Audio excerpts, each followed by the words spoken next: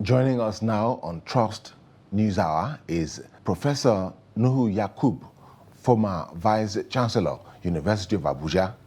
He's also a professor of political science. Former governor of Lagos State has emerged APC presidential candidate, defeating 13 other aspirants, including the vice president and senate president, as well as 3 state governors. 23 aspirants paid 100 million naira to pick nomination forms. His emergence has made possible after northern governors insisted on power shift to the south. So how do you look at the build-up to the convention and its eventual outcome? Well, I want to say that for once I have begun to clear the doubts in my mind about whether or not we're actually trying to consolidate democracy in Nigeria. I must say that, what we witnessed in the last 24 hours clearly indicates that, if we are serious about entrenching democracy in this country, we are gradually taking the right steps towards that achievement. So I will, gladly commend and congratulate APC for what has happened. In the first instance, the role the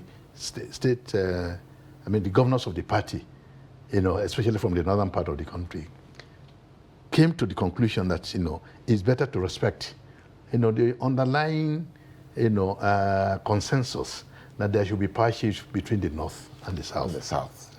PDP elected Atiku Abubakar to fly its ticket.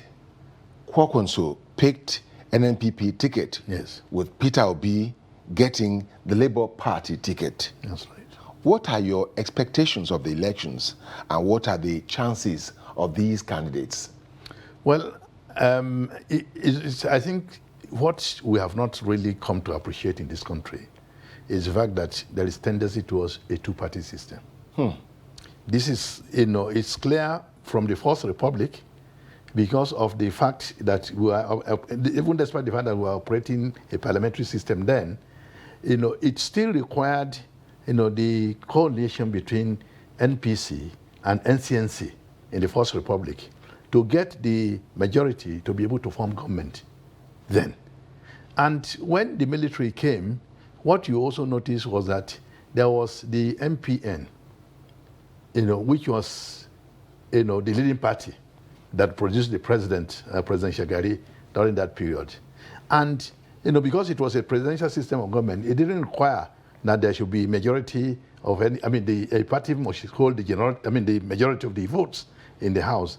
So, but all the same, you also discovered that there was, a coalition between NPP and MPN to form government then, because Shagari's MPN yes, could not produce the majority. But I think they also misread the dynamics of politics under a presidential system of government. If they had known that it didn't require, and that was why, although, what happened during the second term, in attempt by Shagari to return to power, you can see that there was the party, the election was compromised. But all the same, they now jettisoned the idea of, coalition when, it was time for him to assume the second term.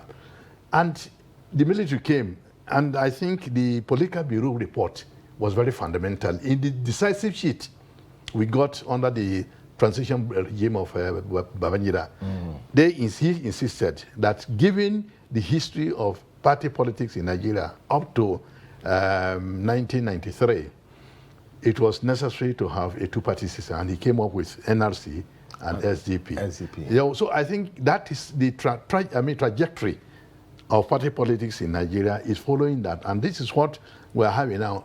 There are currently, or in the in the process to election 2023, we are already seeing that two parties have been dominant. And this is what is likely to happen. But of course, how about the merging the other third parties? Yeah, NNPP and the SDP and others. Labour Party.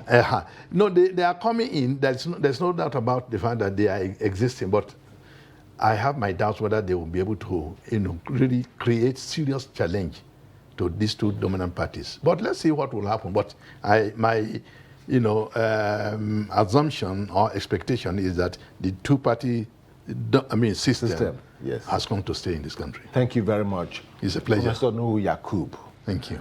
Also joining us virtually is Dr. Hussaini Abdu, Country Director, CARE. Dr. Abdu is a public intellectual and researcher.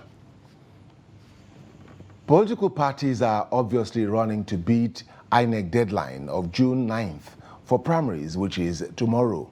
At least 4 political parties have had their presidential conventions less than 24 hours to the deadline. What is your impression of the election timetable, the umpire, and its neutrality?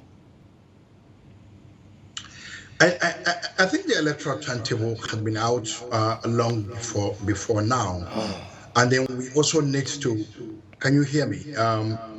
We also need to recognize that the election timetable was also defined largely by the new Electoral Act. So which requires that all preliminary processes should be concluded, at least within a particular time frame, to give INEC or the Electoral Commission ample time to prepare, and then sometimes allowed it to possibly be able to deal with other legal issues that will emerge before them, before the elections. Previously, sometimes it's been a huge struggle for INEC, and that sometimes a day before the elections, they're receiving court judgment. There are situations where they had to print ballot papers less than 24 hours to elections because either a particular party or candidate has been removed by virtue of court judgment, and they have to remove that person and prepare a new ballot paper. Otherwise, the elections will be voided. So this particular timetable was expected to deal with these issues. But of course, political parties have their own tardiness, and sometimes they are not actually able to deal with their own issues. They are mass organizations, and mass organizations are always full of contentions. And so sometimes these contentions tend to slow them, slow down their preparations. And as democratic institution, it is expected that you will not be able to re-roll the entire team and expect them to go through a particular directions. We know, yes, of course, when the timetable was issued a few weeks back, there have been demand by others by the political parties for the time to be extended. Of course, INEC was vehement and refused to do the extension until just about 2 weeks ago, which sometimes raises raises a very important red flag. Why was it not done earlier? Why did INEC decide to do the extension later?